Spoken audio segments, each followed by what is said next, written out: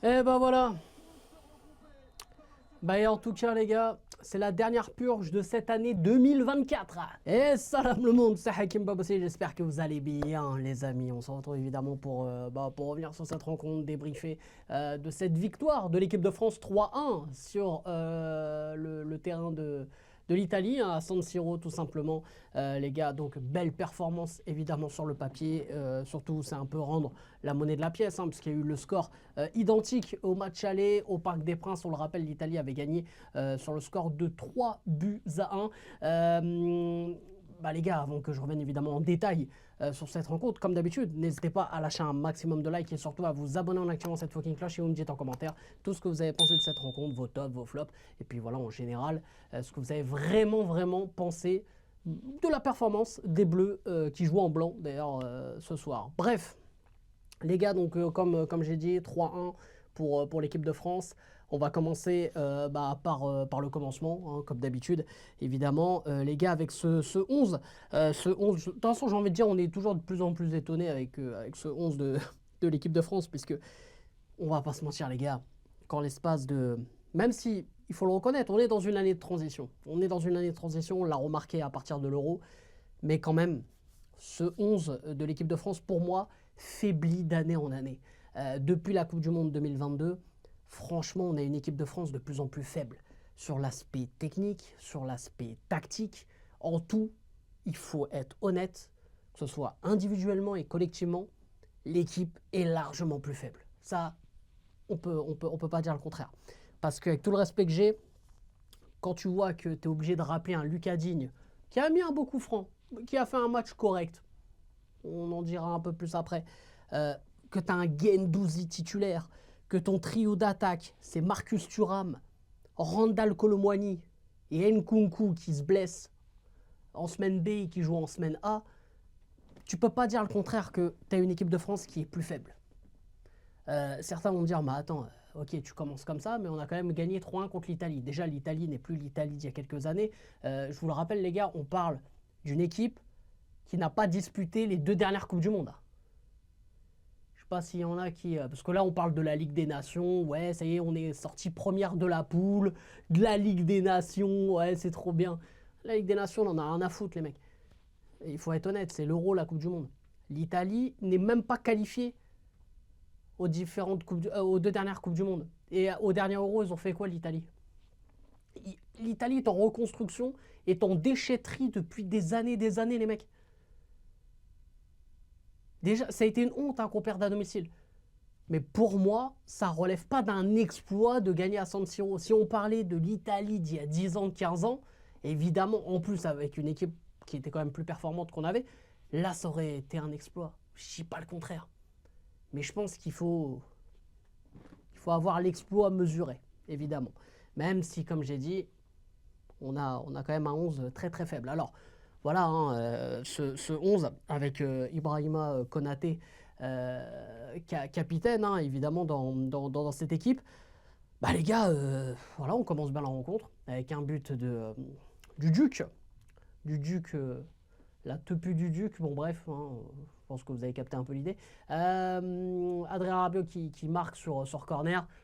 Alors, Donnarumma n'a pas joué. Bon, finalement, ça n'a pas changé pour l'Italie, puisqu'ils avaient un gardien qui, pareil, est allergique aux sorties aériennes. Bah, apparemment, t'as pas le droit de faire de sortie. Hein. Quand t'es gardien italien, t'as pas le droit de sortir. C'est haram, je crois, chez eux. Mais moi, je comprends pas les corners que tu marques comme ça. C'est-à-dire que tu peux faire une tête dans les 6 mètres, le gardien, il va pas venir te boxer la gueule.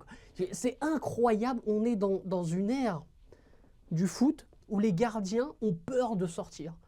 C'est incroyable. Alors que tu sors, on te touche, voilà, tes gardiens, on te touche, il y a faute. Même en première ligue, ça y est, maintenant ils sifflent les fautes. Je comprends pas ce délire. Non, c'est toi le patron. C'est comme si en gros, t'as une maison et t'acceptes les gens, ils rentrent chez toi normal, ils font ce qu'ils veulent. C'est la même chose, frérot. Je comprends pas, moi, ces gardiens-là. Donc ce but-là, pour moi, le plus grand fautif, c'est le gardien. Le gardien, il est catastrophique sur ce but. On marque dès la 2e minute. Ça rappelle un peu le match aller, même si au match aller, on avait marqué à la 12e seconde. Donc c'était encore une plus grande performance. Mais honnêtement, voilà. On commence très bien la rencontre, il n'y a pas de souci en menant 1-0. Mais honnêtement, les frérots, dans le jeu, on n'a pas été capable d'aligner 5-6 passes. Aucun joueur, les amis, moi je vais parler français, on n'a aucun joueur qui est capable de garder le ballon. Il y a quelque temps, Adrien Rabiot aurait pu faire partie de ces joueurs, et il a fait partie de ces joueurs qui pouvaient garder le ballon à l'expérience, à la technique et tout. Mais physiquement, tu sens que le mec n'est pas encore au top. Il revient un peu bien avec Marseille, mais c'est pas le Adrien Rabiot du PSG ou de la Juventus. Physiquement, il est à des années-lumière de son prime. Il faut parler français. On n'a aucun joueur qui est capable de garder le ballon. On connaît, j'ai rien contre lui, hein. Très bon joueur qui a été transféré à l'AS Roma cette année. Il n'y a pas de souci. Mais c'est pas un joueur qui va être capable de faire le jeu. Nkunku, voilà, je le chambrais sur le côté un peu fébrile physiquement et qui se blesse beaucoup. Mais pareil, c'est des joueurs irréguliers. Tu sais que c'est pas des joueurs sur qui tu peux compter sur le long terme ou sur plusieurs compétitions, avec qui tu peux construire des choses. C'est des joueurs de passage, des joueurs qui vont combler des listes. Mais ce n'est pas des joueurs avec qui tu vas pouvoir construire un truc au long terme, comme j'ai dit, dans cette équipe de France. Et voilà, après ce premier but, avant qu'on parle évidemment de ce coup franc exceptionnel de Lucas Digne, eh ben, tu regardes à chaque fois, évidemment on est toujours sur ce bloc bas en transition, on n'a personne qui techniquement arrive à lancer ces transitions. On n'y arrive pas. Alors que tu avais de la place. Évidemment, l'Italie qui poussait, et ben derrière, tu as de l'espace. Et on n'arrivait pas à profiter de ces espaces. Kolo Muani, techniquement, c'est nul. Techniquement, c'est niveau district. Techniquement, c'est le vide intersidéral, les mecs. Il n'y a rien. Il n'y a rien. Tu vois, regarde, là, j'ai bouffé des compotes, tu vois. J'ai bouffé des compotes. Bah, tu vois, là, il n'y a plus rien, tu vois. Bah ça, c'est le niveau technique de Kolo Muani. Tu vois, à un moment donné, je veux bien le défendre parce que je suis le PSG, mais frère, je suis pour le PSG, mais les frères, il faut arrêter. Oui, il court partout, oui, c'est un soldat, oui, mentalité de fou. Techniquement, il est nul. Il est nul. Va faire de l'athlétisme, va faire du 3000 mètres steeple, il n'y a pas de souci. Marcus Thuram, je peux pas non plus. Marcus Thuram, c'est trop faible. Quand il court, j'ai l'impression que c'est un film Netflix. Il est qu'en suspense, le mec. À chaque pas, tu crois que ça y est, le personnage il va mourir. C'est la même chose. Je comprends pas. On joue avec des joueurs qui techniquement n'arrivent pas à jouer au football.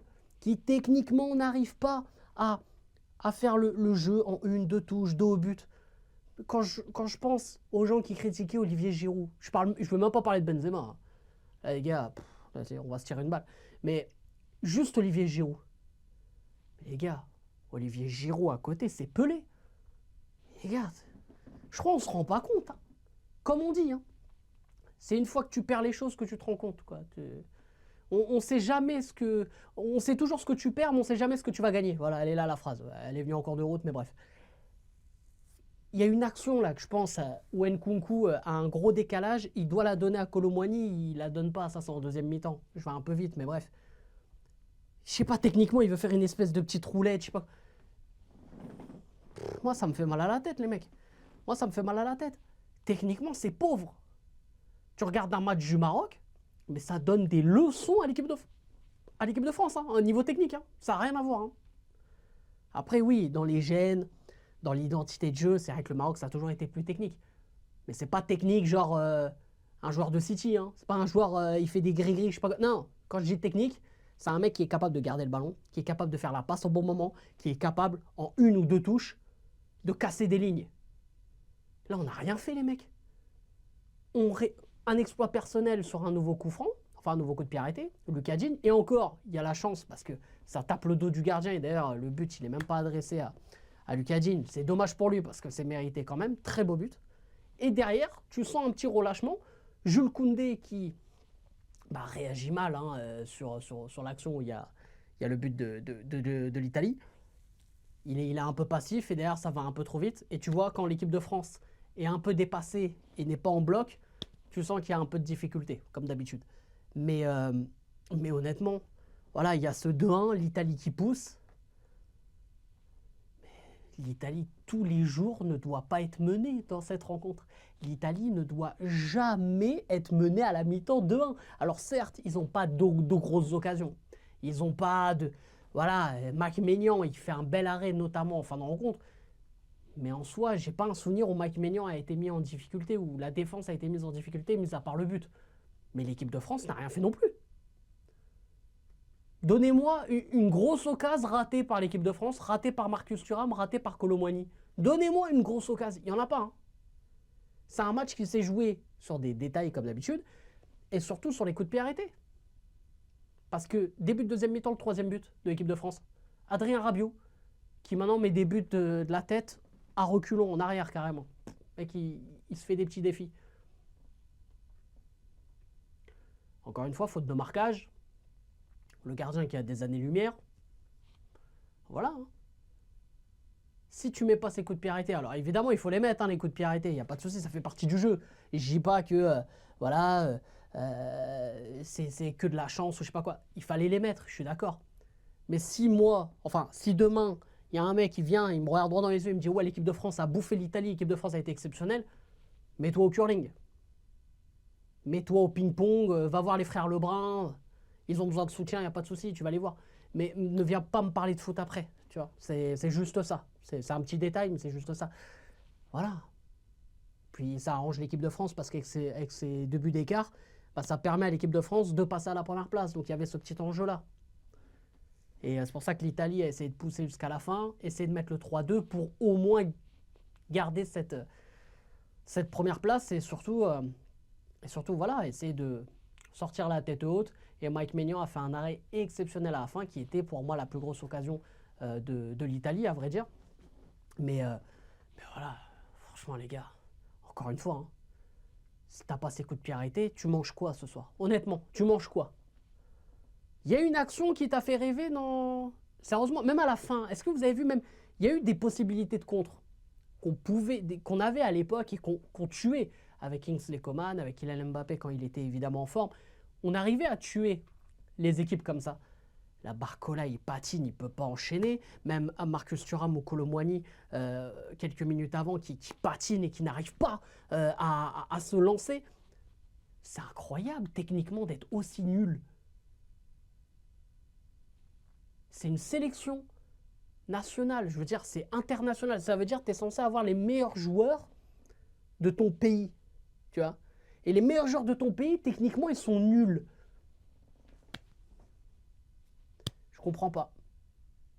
Ah, les gars, je vous jure, techniquement, le nombre de pertes de balles, le nombre de passes ratées, le nombre de contrôles ratés, je sais pas si vous avez vu, hein, mais c'est trop.